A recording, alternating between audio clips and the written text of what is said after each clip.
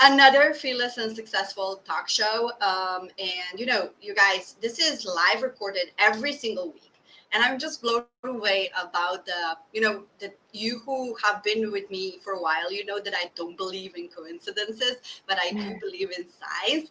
And my today guest, I'm really intrigued about her topic because it's something that I struggle with. And I think we all like working remotely and regarding the fact where we are now standing in 2020. Jane Stoller from Canada is going to give you some awesome stuff that you can take away and to organize your life better. Jane, welcome. So great to have you. Oh my gosh, thank you for having me. It's wonderful to be here. I'm so excited for this. And before we actually go in, I want to give a proper introduction because you have a lot of accomplishment, and more so just for people to know who they have in front of them. So guys, meet Jane Stoller, a Swiss Canadian life-based organizer, speaker, author, and university instructor whose passion is in the cluttering spaces and organizing business processes. Jane wrote her first book in 2016 to help friends get more organized. Who doesn't need that? It ultimately gained international attention, and this allowed Jane to turn her passion into profitable business. Organized Jane. Stoller's global reach has helped thousands gain clarity and get organized with her critically acclaimed books, Organizing for Your Lifestyle, Adaptable Inspirations from Socks to Suitcases and Decluttering for Dummies. Additionally, Stoller has created a sought after business booster course, which I love because my course is launch booster, and this was so like, oh, I need to know more about that. So we're gonna go into this, and this course actually helps business owners cut through the clutter and gain back their time. Oh my goodness. Where do you want to start, Jane? Well, there's so much to cover, right? And I think that the main thing is like you kind of this is a great introduction. Thank you. Really just about how right now is a time when all of us are probably even more overwhelmed as business owners because we've had to change things or find new markets or new ways to reach our customers. So the overwhelm is massive right now for business, especially for business owners. Yeah.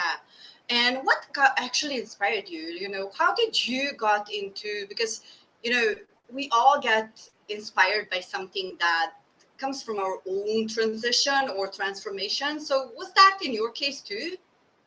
Oh, 100%. And, I did have an online platform and, products and books pre-pandemic, but on my course, my business booster, it didn't have 6 steps. Now I have 6 steps because I had to include working from home and the challenges and the nuances of now changing maybe your offers. So my own business has changed as well. And I think a lot of businesses have had that. And with that, I'm a big proponent of planning content for 6 months to quarterly at least, right? And even beyond. But then a pandemic happens and that is not relevant anymore as well. So a lot of things have changed in terms of just your planning, your budgeting, everything. Yes, so relevant because I think this happened to me as well. And I think we talked about, I don't know where I talked about this, how I actually was so obsessed with planning all my content and social media posts and how suddenly that doesn't even... It's not even relevant anymore because you don't know what the heck is going to happen tomorrow, right? We have some comments. We're going to see what's happening. But Jane, I would love for you to just take us back to 2016. What actually inspired you to write a book? Yes, so that's a great question. And I've been passionate about organizing and decluttering since I was 6 years old. And they say when you're 6 to 9 is the age. I've done a lot of research when you actually start to either be organized or disorganized. And you can of course make changes to that. But if you have kids or you're looking at their habits, that could be the first age. So I've done a lot of research when you actually start to. That's me. No worries. Okay, no. So I've been really passionate about it since I was young, but I always devalued it. I said, you know what, I can't make a career out of this. This is just a hobby, or it's so fun. I help friends organize closets and, colleagues then. And then, I got degrees in Canada. I thought you had to, and worked my way in corporate. And 10 years I was working for a large, cement company. And in the end, in the last couple of years, I was doing more process consulting and helping make unprofitable businesses profitable. So it's all about organizing, but I still devalued that. But in 2016, I thought, you know what, I have to, or 2 years before, it took a long time to write it. wanted to put all the information that my friends were asking me on how to organize their life and their homes into a book to share with them, because I was traveling and busy. I thought, I'm going to write this down and share it with them at least. And that really, the response I got from there was like, I was like, I could really make this a business. I could help, I could be life and a business organizer. And that's what kind of changed.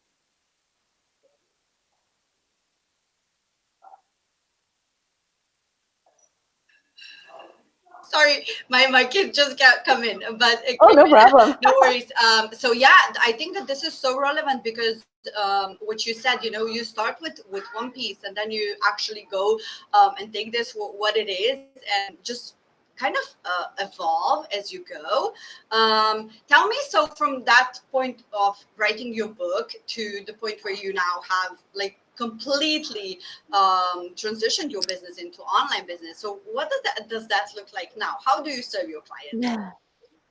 Well, now I serve, my biggest impact that I make in where I spend 80% of my time in my business is on my Business Booster course. And that is really the 6 steps to help business owners, primarily women entrepreneurs, actually get the back end of their business organized. So it's really for clients that already have a proven product or service. I don't help you start a business. I just help you once you're ready, you're overwhelmed and you want to grow and you need to get organized. That's where I come in. So it's really based on it's a self-study modules, but every week I show up live for my students. We're taking a break now, of course, for the holidays, but also they send me all of their homework every single week. So I get to know as a consultant their business really well and can then respond back and give the advice and then show up live for them once a week. So cool. So what would you say? So let's just go. So you mentioned one thing that is like your primary niche is women.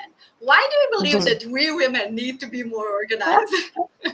It's actually very selfish that I chose this, because working in a construction industry for over 10 years, I work with mostly men, and I couldn't share I love like fashion and being around, like just talking about all the fun stuff. And I love brands that are associated with what I love to do. So it's really, I think men and women equally need organizational support, but I just love a lot of my branding is pink, and I really have that lifestyle element worked in. So it's just being selfish who I want to work with now. So cool. So tell me, Jane, where are we going? Like, where are we going in terms of, how do we restructure our business? What are some of the key points that you want to bring in and to give us the nitty gritty, what it is like that, how do we get more organized? How do we bulletproof our business, if that's even a thing? How do we stay like, I think productive and also like meaningful? That it's not just something that I need to have a structure, but also that it's like, service and it's heart oriented and we serve our communities. Well, great question. And I think the number one thing is in the first week with my clients, and my biggest kind of aha moment is really your time and where you spend that, because 80% of that time should be on the revenue generating activities. So a lot of, especially when we're starting a new business, we focus so much on, logos and websites and everything else. So when they come to me, that's already been done. But now I want to make sure that still the 80% is on client attention or client attraction or whatever it may be, not the stuff you think you need to do. And if you still need to do it, can we automate it? Can we eliminate it? Or can we outsource it? And I work with an outsourcing company as well for virtual assistants. So really making sure that your zone of genius, why you started this business, is what you're doing, not everything else that perhaps you are doing now.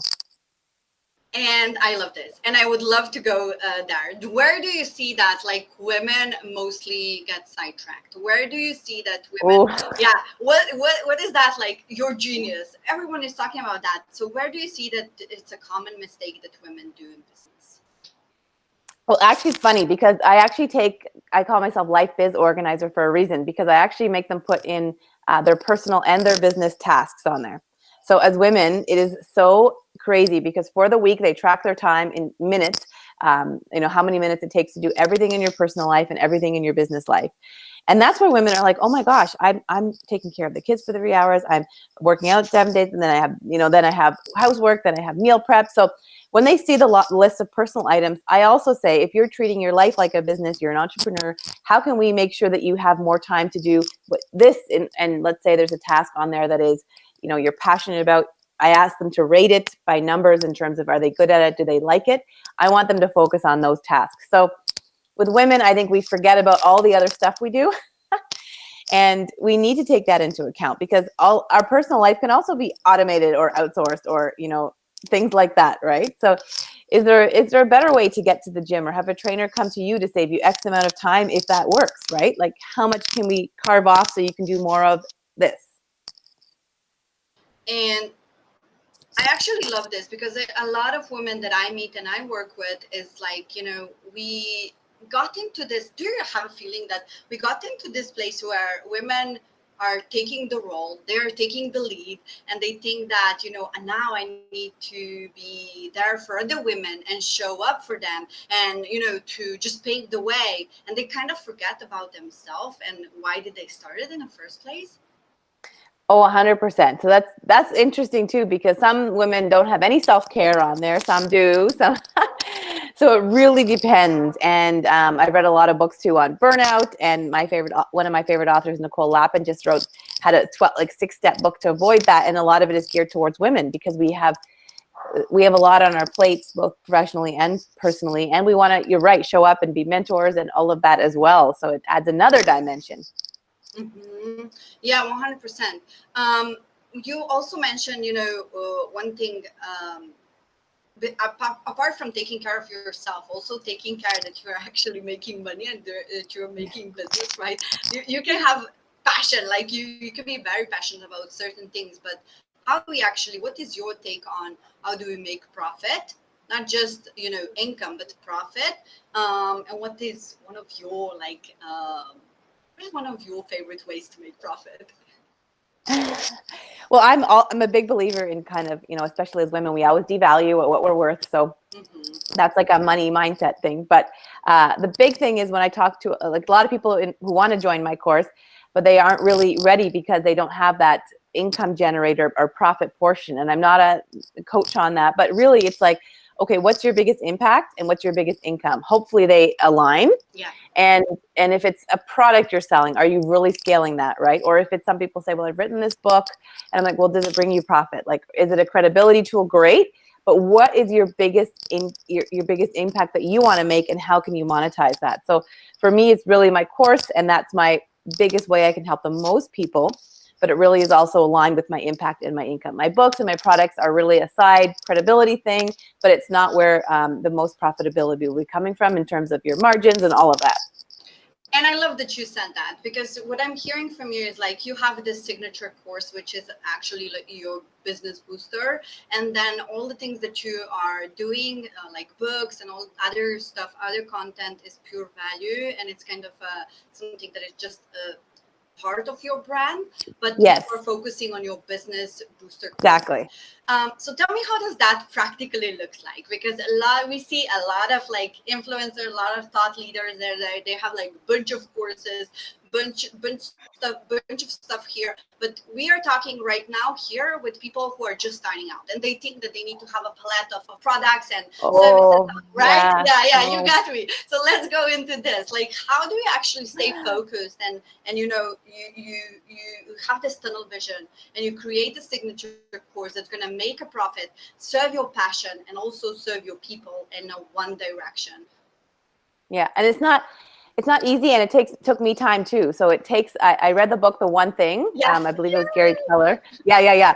But that really changed the way that I looked at my own business. So it's really about that 80% of your time on the one big impact. You can, for me, it's having that one big course versus 10 little ones, right? That I can't keep track of. Or, and I still believe in, showing up and having other, streams that are side businesses or whatever they may be. But my core, what I talk about every day, where I make the biggest impact and where I spend the most of my time, 80% of my time, is really on that one thing. So I encourage everybody who's starting out to find that one thing and put most of your effort, if not all of it, into that one starting, because that will be your biggest income generator and biggest impact lead. And you also have to make sure you might not get it right away, and that's very normal.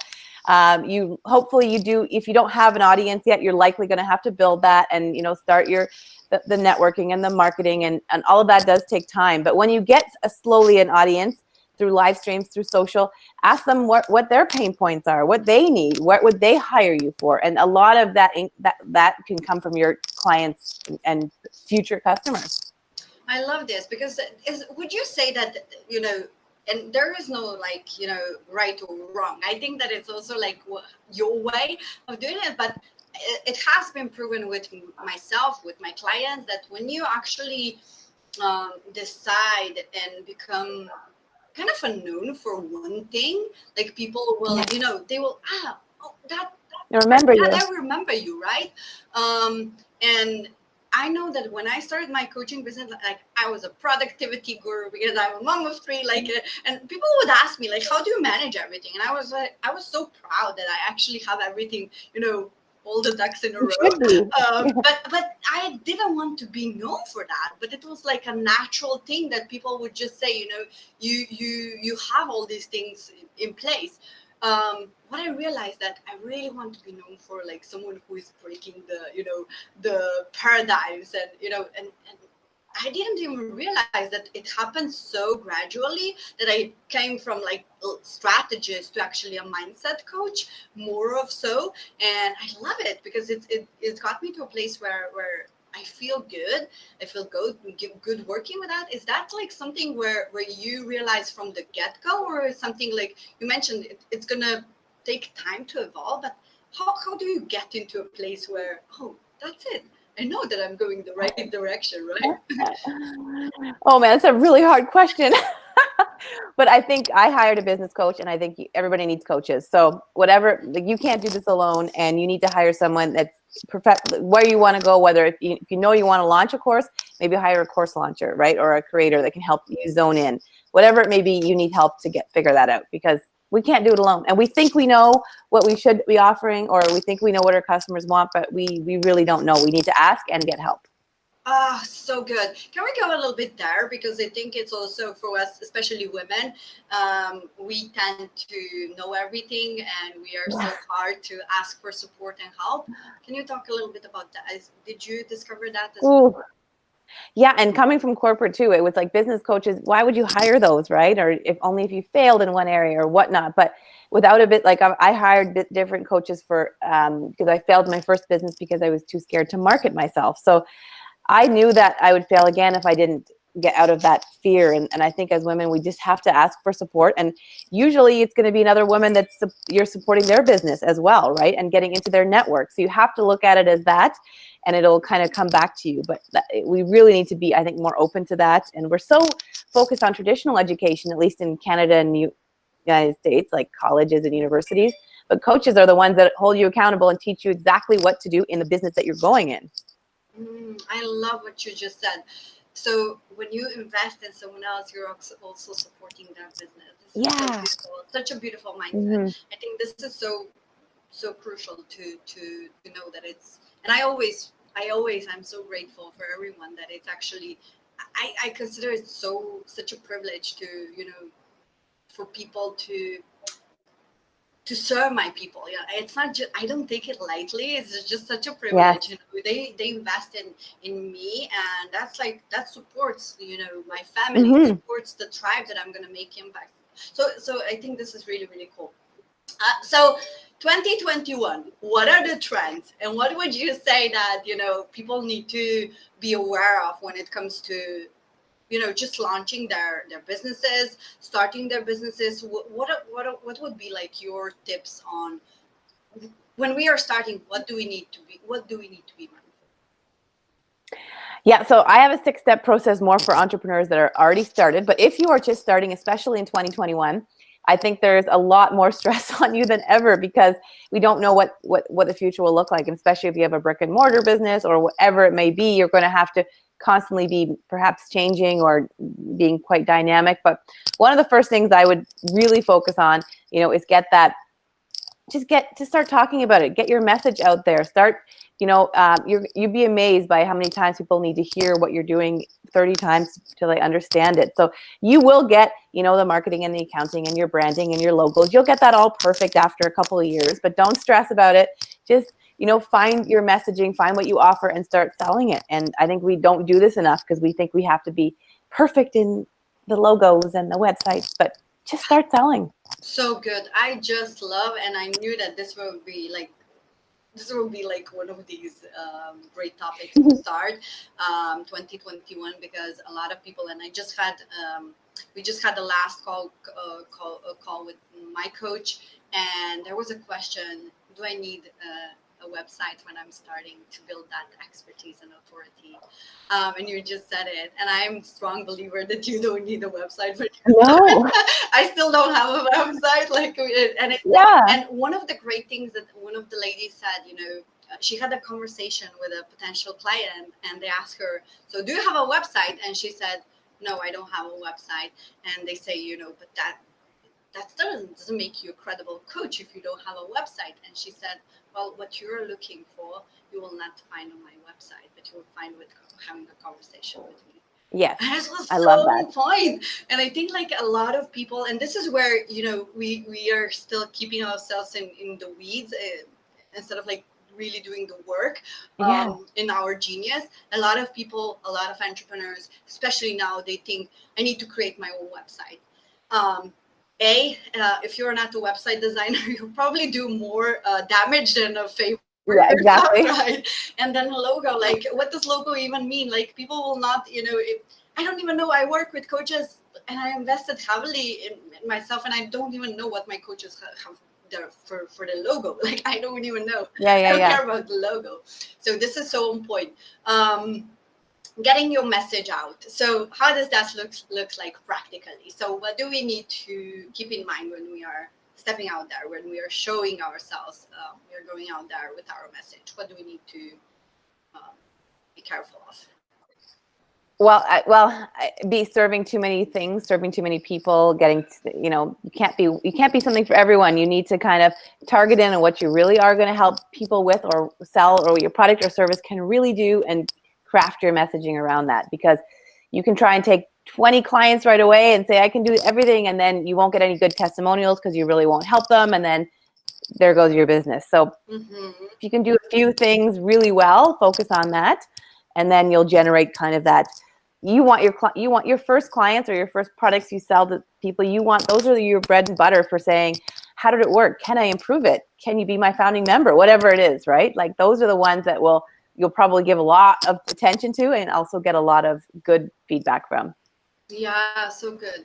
Um, yeah, I think we covered a lot. So to actually like be ready for, even if there will be another lockdown, I think that it's so crucial to have that flexibility. We've seen how it is, and what can happen, like, but I think that it also, like, for entrepreneurs who are just starting out, or who are been there for a while, I think that flexibility is a huge factor.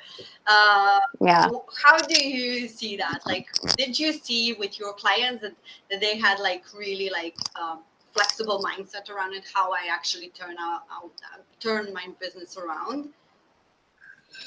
Yeah, that's a good question. And there's, I mentioned before, it's such a sensitive topic, because there's a lot of businesses that are, of course, suffering. And now with the next lockdowns, especially places that we have to physically go to, or they've already changed their business and now they still are being locked down. So there's a lot of changing factors.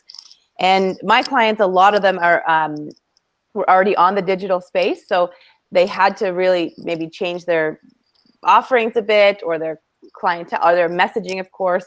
So the ones that I've worked with have done really, really well to kind of still keep up and be able to keep that positive mindset and work through it. Because a lot of the stuff I've been doing now, like, I'm part of some women's organizations, or a network called Boss Talks, which we all support each other and mentor each other. And during that time, if I didn't have those events and hearing real life stories from other people, I would have been, that it helps me realize what other people are going through as well. So having a community online and offline during this time, I think, is really important for if you're just starting, or if you're pivoting your business, or whatever you're doing. Oh, so good. So I hear through this conversation. So support other business owners. Investing in yourself, getting clear with your message, and also like surround yourself with like-minded people. What Yes. is your favorite setting or a platform to do that? You mentioned a boss talk. Would you say like masterminds, or what is your favorite thing? Well, I have a few favorites, because I believe in hiring a coach. So coach what you need. And I think that's your accountability. And whether it's one-on-one or group coaching, they both serve a niche that you're probably working at for that stage of your business. And then Boss Talks was really impactful. I met the founder last year in LA, and I'm actually bringing it to Canada. I'm so passionate about it because I'm not an event planner, and I don't want to create this forum, but I want to somehow promote it, right, and be involved in it. So this lets me network and bring it to women and have events now virtually, of course, and it lets Boss Talks do the back end of it for me. So that's my favorite one in North America. It's geared towards entrepreneurs. I know a few other as well that are more for corporate, but for myself, I needed kind of mentorship and a safe space. Also hearing from others in kind of the region I'm in Canada to support and buy local, things like that were important to me. Oh, so cool. Love this. Love this. I think that, there's a quote that really resonates with me. If you want to go fast, you go alone. If you want to go long or far, go together. So Exactly. I'm a believer that you need to have a tribe. You need to have a support system, especially now, because it feels like that we are alone, but we are not, right? Well, now we have more options to have these events come to us. Before, I couldn't just go. I'd have to spend a lot of money to travel somewhere and then go to an event. And now it's basically almost free to pull up your computer and join some of these events. So I'm really big on, you need to find kind of the event that speaks to you, because there's so many now, but you should be investing at least, I say, an hour a week on some kind of networking opportunity or mentoring with a free virtual space or paid or whatever it may be, because they're available more than ever. Oh, so good. And I know that I actually attended events that I never even think that was possible to go to this year. And it happens that this pandemic was, after all, a really, really good thing. 2 weeks ago, I attended TEDx conference, which was the first virtual TEDx. Wow, I love it. It was hosted here in Sweden, actually, and it was absolutely amazing. Like, I heard it was so good, so good. And I think that it opens so many doors. And I don't think that people should feel that they are isolated, because like, these conversations and platforms, they do exist. We would never have a conversation if not for these kind of platforms. Exactly. Yeah. And it's also a great time, like you mentioned, the TEDx, and a lot of conferences are, if you want to be a speaker or get your name out there, it's the best time to do virtual events. Because I've been speaking at events in the US, and one of them was Create Cultivate, which they only take big name celebrity speakers and whatnot. But this year they said no. So it gives us a chance to get in there, right? And get in the network. So really, it's a great time to build your presence on that as well. 100%. I think that speakers like podcasters and those virtual stage hosts, they need a place to fill with speakers. So you just need to get yourself out there and be resourceful, because there are so many opportunities. And I think it's such a great 2021 is going to be a great year for speakers and people who want to. Oh, yes. Yeah. If you've continued to kind of get out there, right? Say, not some people were like, no, I'm going to wait till the real in-person comes back. But if you've taken this opportunity, I think you'll have a lot more coming in 2021. If we just speculate a little bit,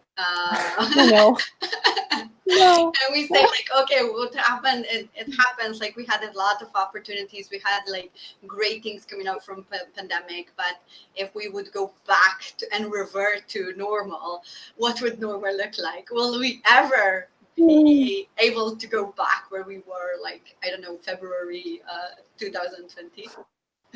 I don't know. I don't know. I hope so, and I think so, but maybe not. And I think that the e-commerce space, definitely, they say it's is done in 3 months what it should do in 10 years. So from the e-commerce and the online aspect of products and services being able to be digitally transmitted, I think is wonderful. I think also the change in mindset, as a lot of older companies or thought they could never have Zoom meetings, and now board meetings are being conducted Zoom, and saving so much on airfare, and they can spend on now employee development, right? So perhaps the change will come, but I like some aspects of it, because I think we don't need to always just spend so much to travel, and we can have a lot of great online connections.